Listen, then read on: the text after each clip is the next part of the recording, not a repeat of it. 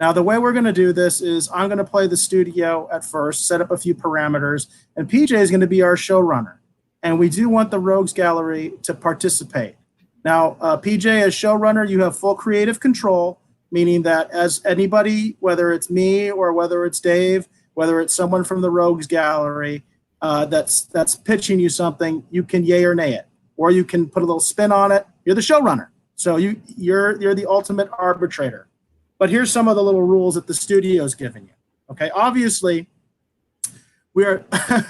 By the way, Josh said that you had a transporter malfunction. I like that. I like That's that. funny, Josh. Oh, I do want to acknowledge Katie's comment too. It says, with in regards to Disco, I doubt it was season 3. It's dystopian. They'll try and make Picard canon. There's a rumor that Picard references will be made. Thank God Gates McFadden, Kate Mulgrew, and others didn't come back. And I kind of agree with you. I've seen that a lot where people are like, oh, I wish so-and-so would be in this. And I'm like, no, you don't. No, you don't. You don't. But in our version, okay, here's the thing. Now I'm taking something key from Sir Patrick Stewart himself, because I think they failed about this, okay? So I'm going to actually try to beat Picard at his own game with this little scenario here. Sir Patrick Stewart said on the Ready Room that one of the big reasons he wanted to do this was he was trying to make a statement about Brexit. And basically, Sir Patrick Stewart said that he feels that Brexit is a huge mistake and that it is only going to benefit the wealthiest people in his country, and it's going to have a detrimental effect on the poor. And you may already see what scenario I'm kind of giving you that's very obvious. I think Picard completely failed on all marks to give that message. If that's his message, which by the way, I'm not saying whether it's a good message or not, but as the studio, this is the only way we get Sir Patrick Stewart. Sir Patrick Stewart wants to do a show in Star Trek. He wants it to be different. He doesn't want all the cast members back. We'll use the cast members that were actually in it. He said that Frakes can come back. He said that Spiner can come back. He said that Marina Sirtis could come back, but he doesn't want the other cast members. These are the only ones he wants. We have reached out to Jerry Ryan. She says she'll do it. We can put Hugh in it. Jonathan Del Arco says he'll do it. So we can use those same people if you want. We can talk about others, yay or nay, if we want to put somebody else. But we can't use any more of the TNG cast. And Sir Patrick Stewart wants to make a statement about Brexit. He thinks it's a bad idea.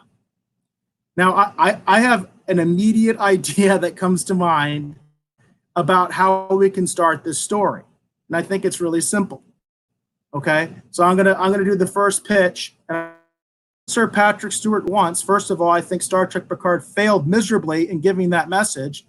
Why don't we do a story about a Federation colony or a Federation planet trying to break away from the Federation? How about that? Because we want to do a Brexit story. What do you guys? You hit it on the money. What do you think, Dave? Well, you could definitely do that. We could definitely do that as a story. We have to determine what it is about this particular society, the reason they want to break away. That either they feel like the Federation is, taking too much from them and leaving them with too little. We need an underpinning. The synths discrimination, we could still use that angle. We could have a planet of synths. We don't have to divert that exactly from what they ended up doing anyway. This is kind of my point. So we could still have a planet of synths. Remember, we get Brent Spiner. So we have to get Brent Spiner in this show. So, we could bring him back as Data. We could bring him back as Lore. We could do what they did and bring him back as another Sung, which I think is stupid. But we have options. So if we want to make it, let's just say, let's go with Lore, the creator of the synth world, or he's the one that the synth world is based on. Okay, it has basically become part of the. Actually, no, I'll go a step back with Hugh's planet. Okay, because we know Hugh had a planet full of XBs. Okay, that were separated from the collective and had an attachment to lore. We never found out what happened with that planet, but in Picard, Hugh says he's a Federation citizen, so we can assume that planet joined the Federation.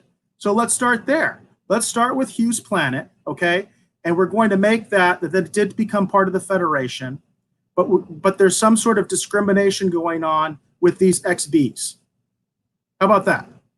I think that's a good place to start from. That can be our world that wants to break away, because again, this is going to be an analogy of Brexit. What do you think? Katie says, Eric, Katie says that, yes, I also am not political, but the anti-Brexit, anti-Trump is getting old. We see it on too many shows. No, I agree. I'm trying to beat them at their own game. You know what I mean? And I'm just trying to make a simple story because this is what Sir Patrick Stewart said. He said that he was upset about Brexit. It seems to me that's a real obvious, easy story. And the thing is, I see the Federation as a good thing, right? Trekkies see the Federation as a good thing. If you want to leave the Federation, that would probably be bad. It's not that hard. It's not that hard because the Federation is a good entity, unlike in Star Trek Picard where it's trash, okay? So what I'm trying to say is the Federation is good. We have Hugh's planet, okay, that basically have become part of the Federation, and they're experiencing discrimination. You know what I mean? They're experiencing problems because they're ex-Borg.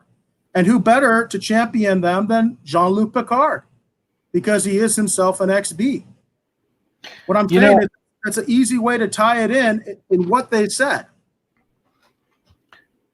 I think also too there could be an interesting angle if you want to complicate the political situation and still do some of the same things that was in the show. For example, what if we have a Chris Hughes world with the XBs, the repatriated, what do you want to call them, reclaimed Borg, right? And they're still working to reclaim more, obviously, and bring them into this society.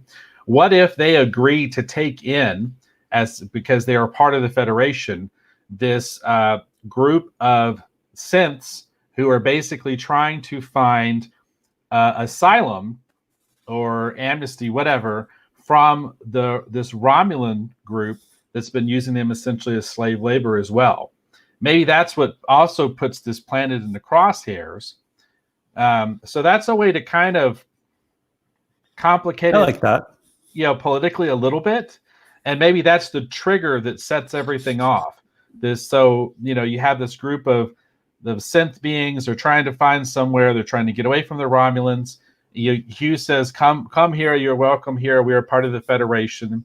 And then the Federation, they don't have to necessarily be the bad guys, but at the same point, too, politically, they find themselves in a weird position. It's like, well, wait a minute. I thought you guys wanted to kind of secede from the Federation. Now we're going to have to come in here and protect you guys. You just brought these synths in because they need help. There's an angle here I really like, which is the idea that, assuming Hugh's planet is a stable member of the Federation, they give refuge to these synths that are being exploited by the Romulans. Okay, they give refuge to them, and that puts them into some conflict with the rest of the Federation, because maybe the rest of the Federation didn't want to do it. Maybe there's some suspicion of the synths, that kind of thing. There is a pitch from the gallery here that also we could borrow the American Revolution, that they break away to a lack of what they feel is proper representation. And that's another angle. And PJ, again, you're the showrunner, so you kind of have to decide which way we want to go with this. Let me just let's read Joss Posey's comment for a sec. Borrow from the American Revolution that they break away due to the lack of what they feel is proper representation. Right. And that's good. That's an angle that could be played. And then Katie's got one too. She's talking about Star Trek Picard what does it say here? It's spit venom in the face of the Federation, Archer, Pike, Kirk, old Picard, Cisco, and my beloved and principal. Yes, that's true. That's true. And then Manasand's got a comment here. He says, should we look at core founding people of the Federation trying to separate, like the Vulcans or Andorians? Someone important enough to call into question the Federation's ability to survive. Well, I think if we're going to explore that angle, which I think is interesting, what do you think, PJ? Should we look at the core founding people trying to like the? Yeah, listen. One of the big problems I had, guys, was that the Vulcans, when they kept saying how the Federation and Picard abandoned the Romulans. The Vulcans, being cousins of the Romulans, would never, and being one of the 4 founding races of the Federation, would never just abandon the Romulans. It doesn't make any sense. Could that be the reason that Vulcan's trying to separate? Going with Man of Sand's pitch here is like, could that be the reason that the Vulcans want to separate is because they supported, obviously they supported based on the Kelvin films with Spock. Spock did help the Romulans, you know what I mean? And obviously Spock started a movement, like a revolution on Romulus, where there were all these people that were trying to adopt the Vulcan philosophy. Is that a possibility? Is that something that could have caused the conflict? I think though too that the humans, like the Vulcans, wouldn't do it, and then the humans have a special relationship with the Vulcans because of first contact. It seems to me like you know, I don't know. I do like this idea that Dave was talking about the Borg taking in the synths. I did think that has very interesting Star Trek overtones. Well, what if we take this idea that Man of Sand has pitched? What if we take the concept of a current Federation member, not necessarily a founding Federation member, and they've decided that they want to split from the Federation because they don't feel like they get proper representation? I think the obvious candidate for that would be the Klingons. You know, they're sort of a later member to the Federation. They don't have quite the same ties, obviously, that the Vulcans or the Andorians would have to the Federation. What if it's actually the Klingons? And it makes sense. You could see the Klingons deciding one day, it's like, we've had it with this. We're going to separate. And then we could even take this idea of Hugh, the XBs, and the synths, and we could still play with this concept. And Hugh's planet, still, they want to break away, the Brexit idea. We have the synths who show up who need amnesty, right? And then, you know, when Hugh, you know, they come there and the Romulans show up, right? And the Romulans are trying to kill these synths. You know, they're basically runaway slaves, and they're concerned one amongst them could, you know, they fear that one amongst them could be, quote unquote, this destroyer that they're talking about. Okay. And maybe there's a lot more sense than what we've seen. Maybe it's a, you know, it's kind of an Alien Nation scenario, right? It's a huge ship, bunch of these synths. They've basically been used as slaves, right? They show up, the Romulans show up. They're like, okay, look, one of them in there, this synth is a problem. He's the reason they broke away. You guys don't understand that we have to find this one synth because it cannot be allowed because it's caused all kinds of problems. And then the Klingons are like, well, wait a minute. They're part of the Klingon Empire now. And why are you Romulans here? Then we get to reignite the conflict between the Romulans and the Klingons again. We get to revisit that concept, which I think might be fun. And then Picard basically comes in, and part of his mission is he's representing the Federation.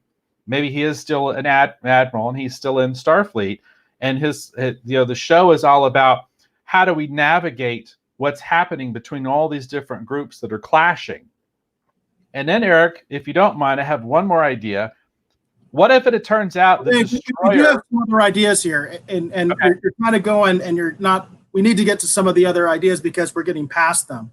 We're getting too far into it. So the ideas have to come to kind of like Fast and Furious, you know what I mean? And we kind of have... Okay. PJ, you kind of have to give us a little bit of a yes or no as far as whether you want to go that direction or not.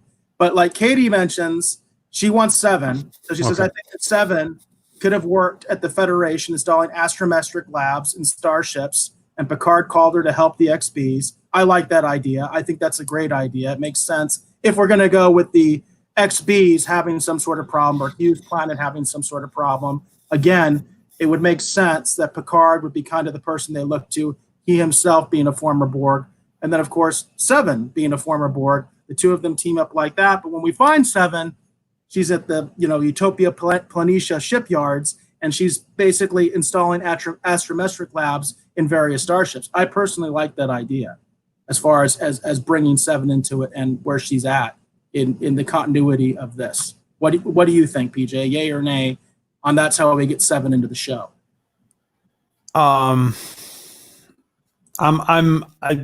Eric, to be honest, I'm sorry I didn't hear what you were saying because I was writing you a message. I think that because of the time difference, I'm not going to make it much longer, guys. Okay. If we get it, PJ, because I know that there's a huge. People should understand this. If you don't, PJ's in Madrid, so there's a huge time difference between us, and we appreciate you being here, PJ. And kind of playing with us as far as doing the show. And all that stuff. I really wish I was a little more coherent because it's almost morning here. So, yeah, I understand that 9-hour time difference. We know that. So yeah, I'll be here for I'm going to leave in like 5 minutes. If that's okay? That's okay. But what do you think about Katie's idea? Katie's idea is we want to bring Seven into this. Seven is basically installing astrometrics labs on starships. And Picard has called her to help with the plight of the XBs. That's how we get Seven in this show, and that's what Seven's doing. What do you think? I think that's a way to go. I would think that possibly in the last 20 years,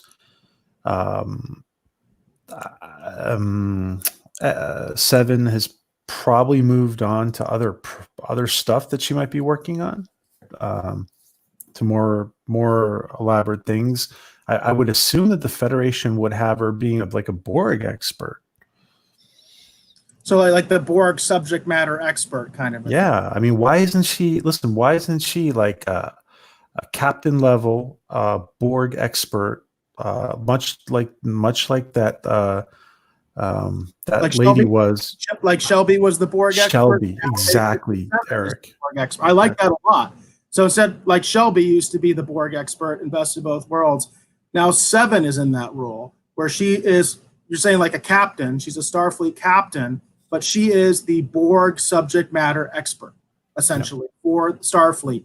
She helps design the anti-Borg weapons and all that kind of stuff, and she's the one that is the go-to person on the Borg. And there's a huge problem, guys, the fact that it seems to we can infer that the Borg are still some kind of a threat, but it's not addressed in the whole 10 episodes.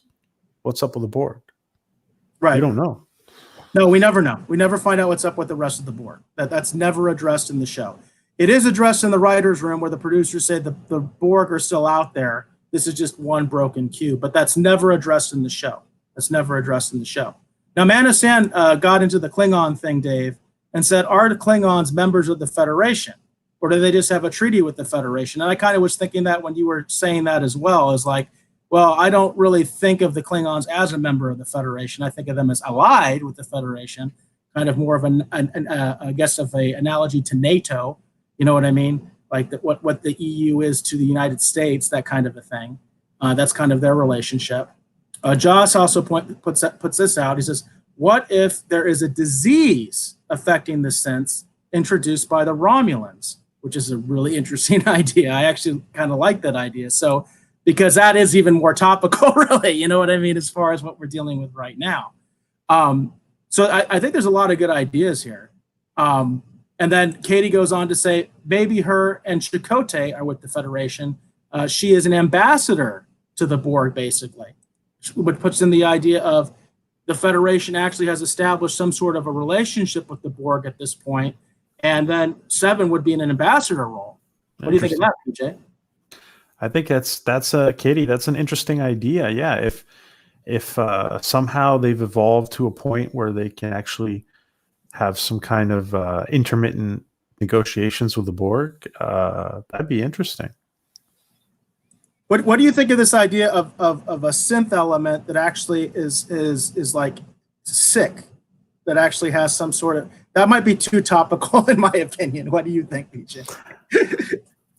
I mean, maybe it's possible. I had a real big problem. I'm not saying it's not possible, but I personally had a big problem with this whole cloning data from one positron.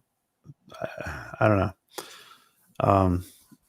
From the one neuron or whatever it was. Yeah, that didn't make any sense to me either, and it doesn't make sense to, I think, any engineer or doctor for that matter. If it was like that, I don't know. I mean, listen, Soong, Data's creator, was very big on making things very human-like in Data, but I don't know, down to the point of designing artificial DNA. I don't know. That's not something I would go with personally. I don't think that's not an element that I would go with. As far as I like the idea more of maybe using lore than Data, quite frankly, because Data did die in Nemesis and all that kind of stuff. But listen, they had such an opportunity they had such an opportunity to make the synths be like a result, like the synth, the whole thing be part of like lore's elaborate plan. And I don't know, just anyway. Eric, I'm gonna have to go, guys. I really appreciate it. I love this idea, this writer's room idea. Please invite me back at an earlier time, guys. I'd be awesome it's awesome. No, we appreciate you coming on, PJ, and we totally understand the issue of the time difference. We're at an hour and 30 minutes right now into the show, and we didn't really expect to keep you that long, but we did have technical difficulty as well. Well, I love the idea, guys. Thank you so much. Thanks to everybody in the chat, and I'm gonna listen offline. Okay, guys. All right. Thank you, PJ. Thank you, PJ. Okay, guys. Thanks. Now we do still have some other ideas here, so let's go back to you, Dave, as showrunner, since PJ had to step out. So apparently you've been put into the role of showrunner once again, as happens on shows in real life. So we have, let's see here. Katie says, in Star Trek Picard, they victimized the Borg to make you feel sorry for them and not show what they were. Enemies who destroyed individuality and humanity, and that's something we could try to go that way, or we could try to go a different way with that. Josh, I think, was talking about the whole thing with the data cloning, and he said, would there be information degradation? I would think there would be. I actually don't buy the whole idea that you would have his memories and things like that. That just doesn't make any sense to me. I think it's kind of like gobbledygook, and not really like based on any kind of even like a pseudoscience. Katie says Star Trek used to have science and military consultants in the writer's room. We need that. But Siobhan hates military protocol. Shall I say JL?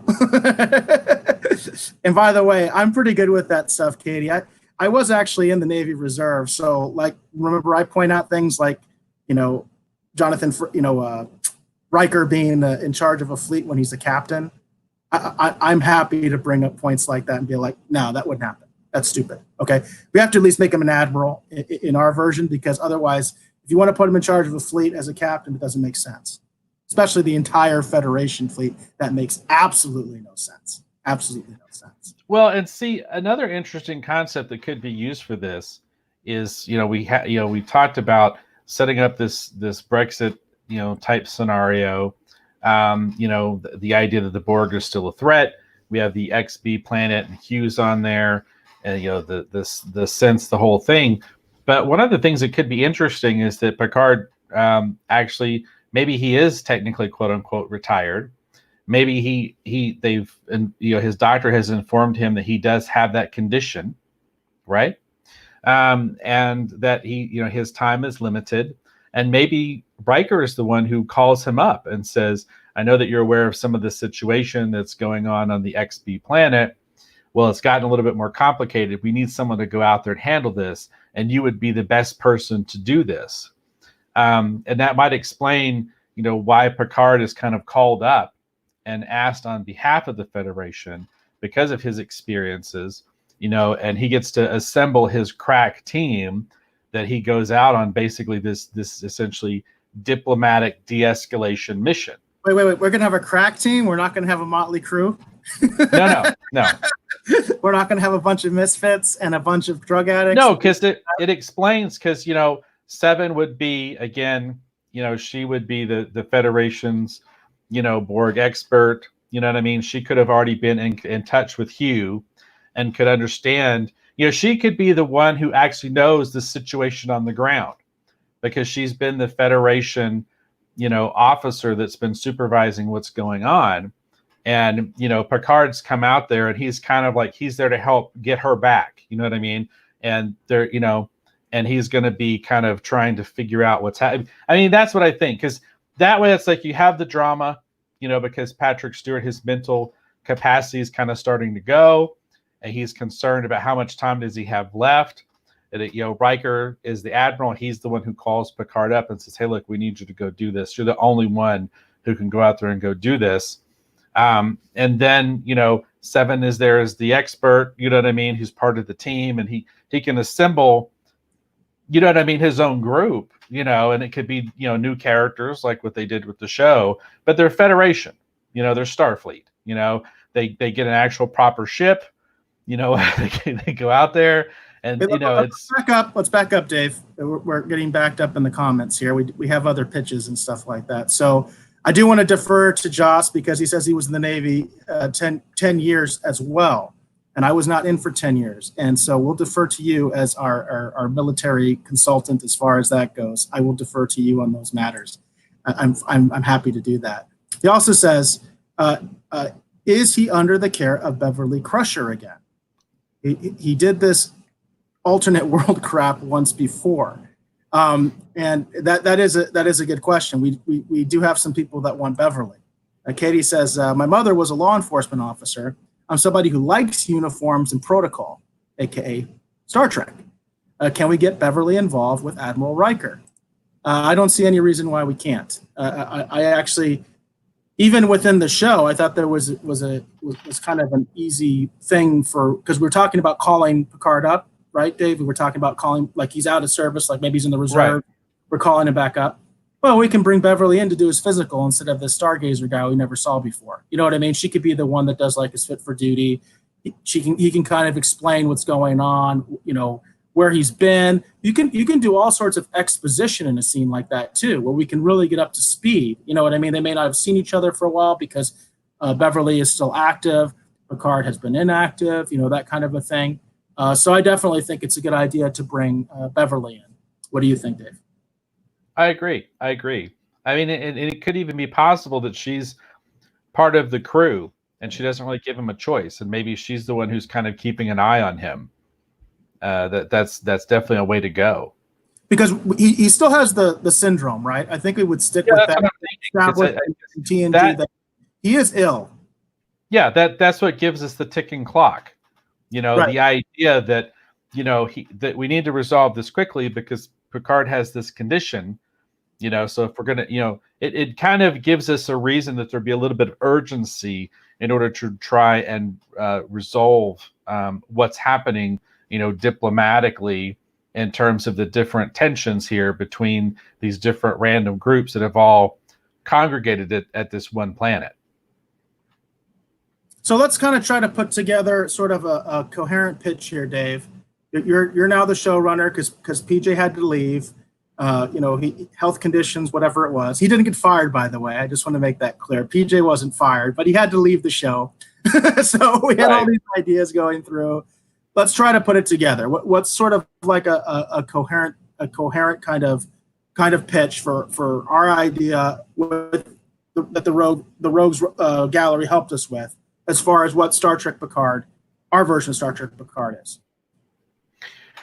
Well, we obviously we're gonna do the Brexit idea, and so we've got our planet, we've got the XBs and the Hugh. They have their own kind of new civilization. We have the Synths that are kind of on the run from the Romulans. So they're basically wanting asylum. And the XB planet is tentatively looking to break away with a former Federation ally. We will not have them actually been like a big member of the Federation, but former Federation ally, the Klingon Empire. And they're looking to, go to them for protection. And it could be because this planet is on the edge of Borg space, and the Borg are still very much an active threat. And we see the Borg, you know what I mean, either through an opening scene or something where we see the Borg is still very much a threat, maybe even worse than before. And you could understand that the XBs are concerned about where they are. We could even tie this back into, well, before we go there, let's continue to move forward with the ideas from the writer's room. So the Klingons were a former ally of the Federation. They're looking to break away. They're going to give amnesty to the Synths. So we involve all these concepts. Admiral Riker, reaches out to Picard to call him up to say, hey, look, we've got this dicey situation. What we want to do is we want to pair you with 7 of 9. Annika, she is our Borg expert. She's been on the ground. She knows what's happening. She knows the players. But we need you to go out there in a diplomatic function. We're going to reestablish you as Admiral. We're going to give you a ship. You're going to assemble a team. We need you to go out there and get this situation under control before, it basically erupts into war between the Klingons and the Romulans on the edge of Federation space, and then therefore endangering formerly Federation citizens and the XBs. So that's where we kind of sit. Beverly Crusher is still active. Picard goes to her to get his physical. She clears him for duty with the stipulation that I'm coming with you because someone needs to monitor your condition and kind of help keep you on a good path. So Beverly's a part of the crew. She's the ship's doctor, but ideally she is mostly keeping tabs on Picard. And then we have 7 of 9. She might be. I have one late pitch regarding that, which is it says Joss says, or is he stuck in a medical hologram program used for therapy for his condition and is struggling for control of his mind? And that's a pretty deep one. The idea that everything that's happening essentially is an illusion. And by the way, I thought this was a way to actually fix Picard the way it was, is that it was all a dream. We all kind of, on a previous episode, we kind of all decided that would be our only way to fix Picard where it was, is that it was all just a bad dream. But that's another idea too. Is all this really happening? Is what that's what the pitch comes down to. Is all this actually happening, or is it a delusion in Picard's dementia affected mind? But see, here's the way I think we can enter into the idea that Picard mentally is having the problems. I like the idea that Picard is seeing data, and that data is essentially a figment of his imagination. I love that. That's a great idea. Whenever he's trying to make a decision, and he almost kind of like the way it used to be with Q. Remember, like Q would just turn around and he'd be sitting at the helm station talking to Picard. We could take this same idea, but instead of it being that, it's like this version of data. And it's almost like data is sort of like his Jiminy Cricket, his conscience, and is trying to give him advice. And to an extent, he believes that data is still kind of real and with him as the show moves on. But in reality, data is not there. Data is the sort of the figment of his imagination and part of the outgrowth of his condition. Because I don't want to go the same route that we did with All Good Things. I love this actually, because I thought that's what they were going to do. And I did too. I think that's a great way to bring Spiner back and to bring Data back, is that he's just a figment of Picard's imagination. And it shows the degradation of this affliction that's happening to Picard. And he's dealing with it with this projection of Data. You know what I mean? And Data is kind of like his conscience or whatever, because he's losing his mind, you know what I mean? Because of the rigors of his disease. But almost like also Data is kind of like keeping him in check, keeping him maybe from losing it. You know what I mean? Like, I think something like that would be kind of cool. cool. And here's the way we do the finale, where we pull the rug out from everyone and really put everything into question, what's going on. There's a moment where Picard is talking to his figment imagination of Data, and Beverly can actually see him, and she's like, that's not a figment. What's going on? And he turns around, and it's not Data, it's actually Q. And Q has kind of been pulling the strings all along.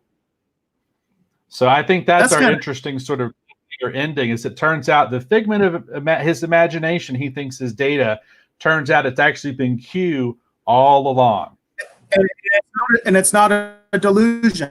It turns out it's not a delusion. We think it's a delusion all the way episode, that it's part of the affliction, but it turns out it was Q helping Picard, because Picard is starting to kind of lose it.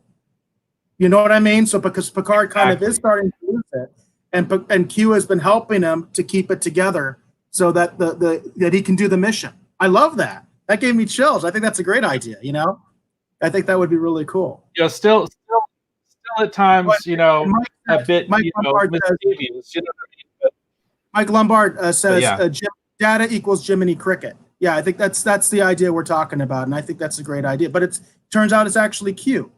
It's just that Brent Spiner gets to do most of the acting, but at the very end, it's John DeLance gets to do a little appearance. You know what I mean, and say like whatever. I've been looking out for you, Picard, or whatever, that kind of a thing. And I like that. I think I like that a lot. That actually, I think, almost like makes the show right there. That would be a cool thing.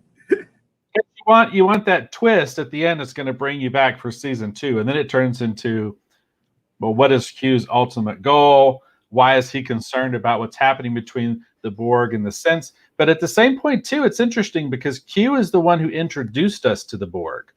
So it kind of helps historically to tie it back together, that maybe the last Borg story, that Q plays a role.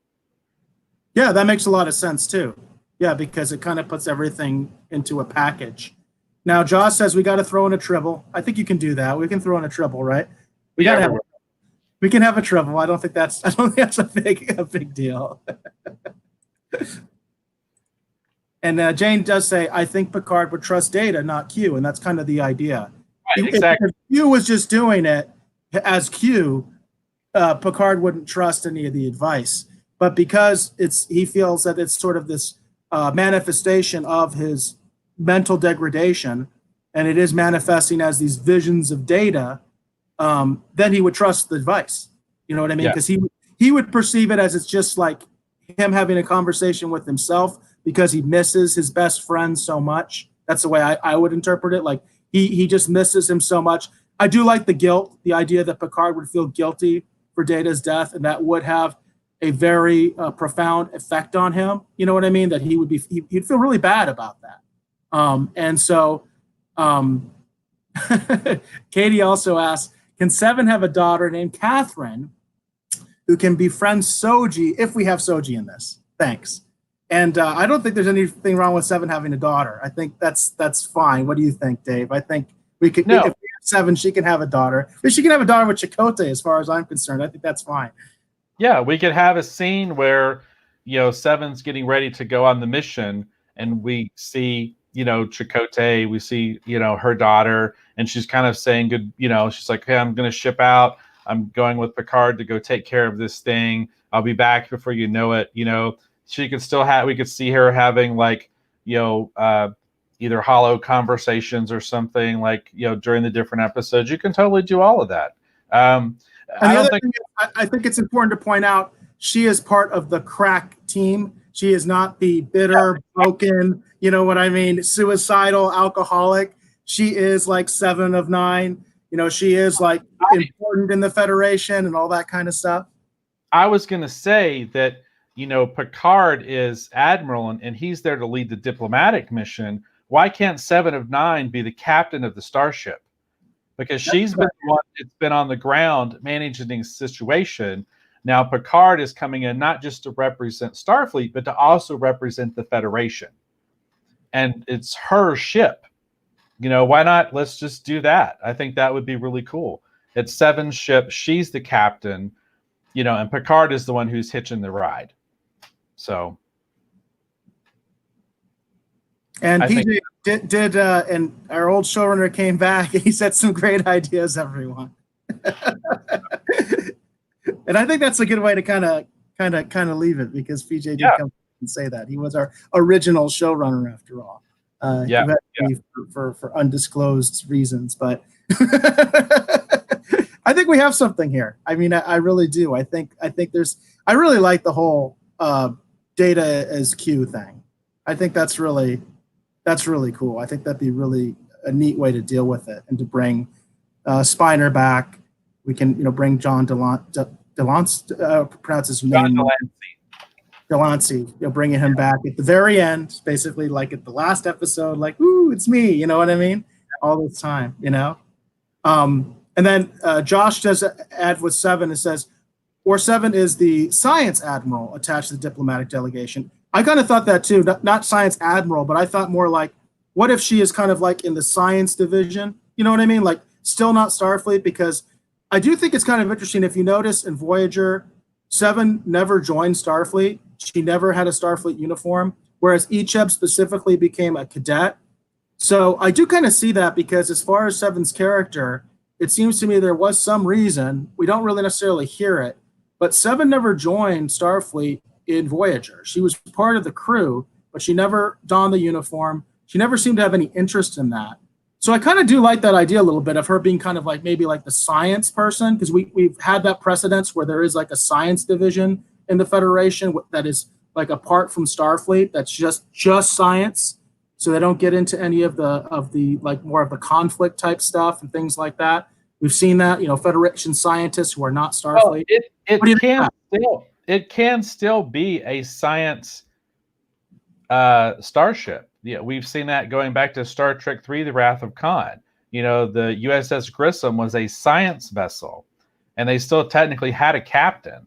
I just love the idea of 7 being a captain, and so instead of it just being a regular starship, maybe it is a science vessel. Yeah, I think that's an idea. Personally, their main mission is exploration, right? And and that kind of also brings back to the idea why Picard would be involved. She's been there helping to coordinate with Hugh and figure out what's going on, and now they're trying to break away. And then it's sort of like, well, we need someone else to step in to try and mitigate this, and it explains why Picard might be sent out there as a diplomat, in order to assess the situation. Katie mentions that Chakotay asked 7 in Endgame what she wanted to do, and she said, I suppose Starfleet will debrief me, and then I'll try to find a useful position somewhere. So that is pretty open-ended as far as where she basically was saying that she thought that they would find some use for her, you know what I mean? But she didn't. She left it kind of open-ended. And PJ does say he likes the science vessel idea. He likes the idea of the science vessel, and he also likes Katie's point and everything like that, as far as what 7 actually said in Endgame in her last appearance in Voyager, that Starfleet will find a use for me somewhere, I imagine, which makes sense. Well, and the fun thing for us as Trek fans is we only see the USS Grissom for a brief period of time, and we don't really learn what makes a science, vessel different from, like the Enterprise, which is an exploration vehicle, a starship, or any of the other, like we know the Reliant, what I think was They're really pathetic.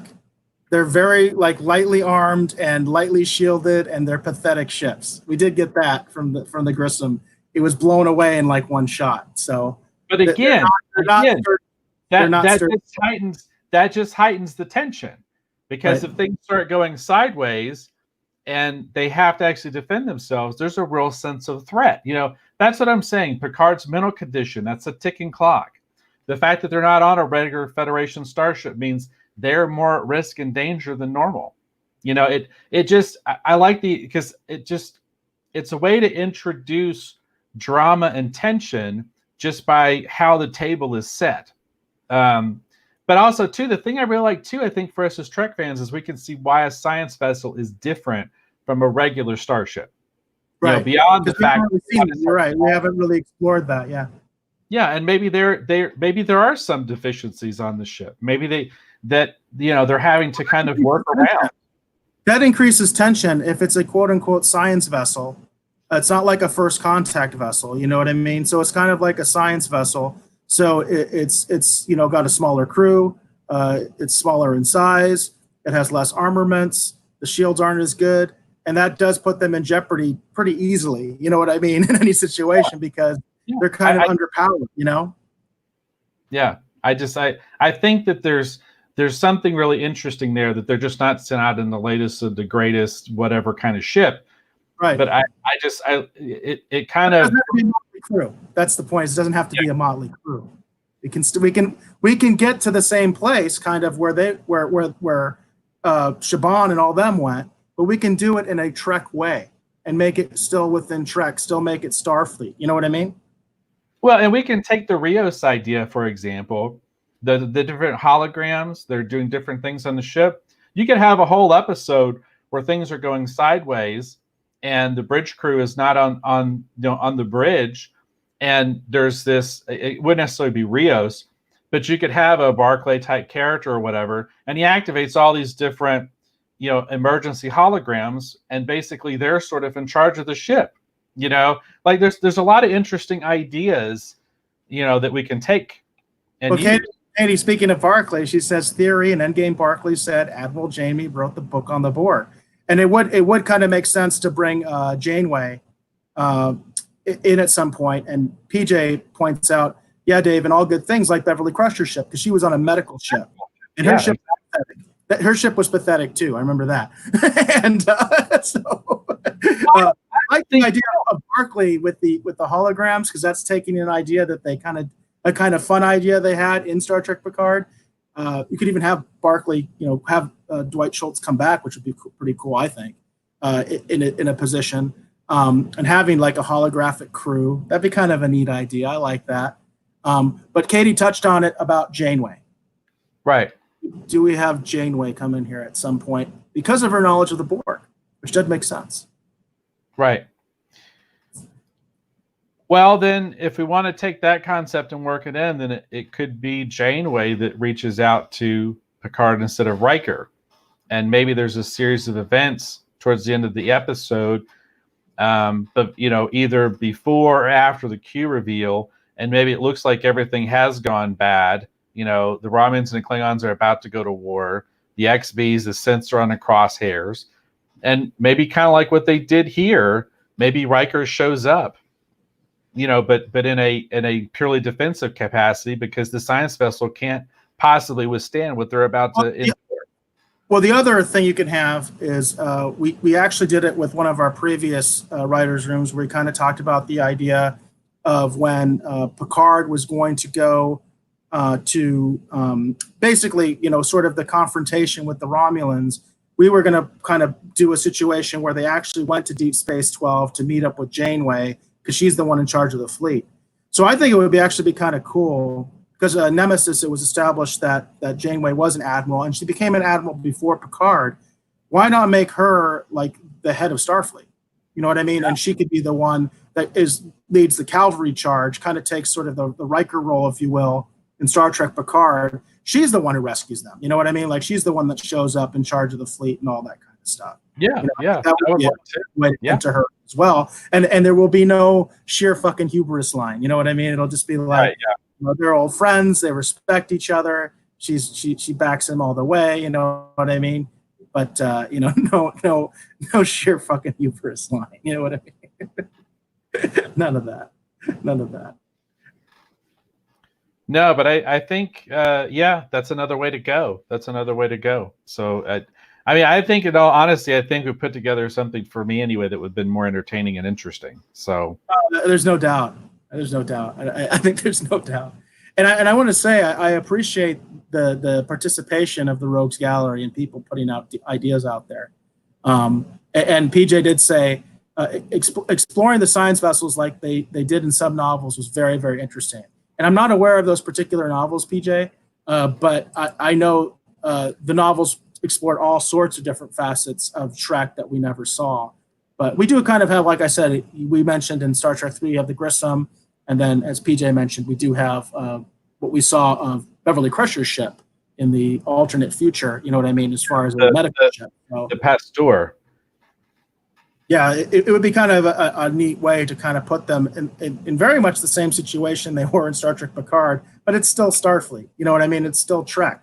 It's not Right. like a bunch of degenerates running around in space, you know? Right. Right. And Katie points out in Nemesis, Picard and Janeway knew each other. Says, Admiral Janeway, how good to see you again. That's the line that Picard says, Yeah, I mentioned that too when we were talking about that in a previous episode. It's very clear in Nemesis that Picard and Janeway know each other. Probably for when they were younger officers or something like that. And of course, they know each other by reputation, obviously. You know what I mean? So you get that just in the little interaction on Nemesis. You get that immediately.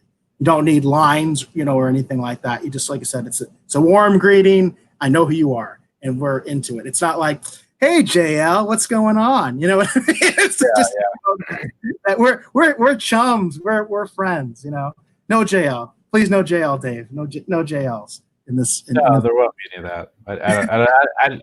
It didn't make any sense to me when we read it in the comic, let alone when I had to actually watch it in the show. So yeah, no, none of that. I think we did pretty good. I mean, we're at 2 hours now, and we had a pretty lively discussion as far as the writer's room and everything like that, and a review of Picard. Are you good to kind of move on, or what do you think? Yeah, I am. I want to thank everyone for your suggestions. I thought we have cobbled together an interesting show. I think that this is much more entertaining and interesting, and I think has more room to explore different ideas. My only other idea I was trying to work in there was that there was, quote unquote, really going to be a quote unquote destroyer of worlds amongst the synths, but it was actually going to turn out it was Lore, and he had actually lost part of his memories, and he was kind of amongst the synths in the population. And it's almost like with Q, it was just going to just be a brief, we were just going to see him just briefly, so people would kind of go, and that would be it. So again, just setting up more stuff for season 2 for people to want to come back. It's like, what's going on? Is that Lore? What? So. And then Katie says she's got to take off, but she says, got to go. Good night. And hashtag Rottenberry lives.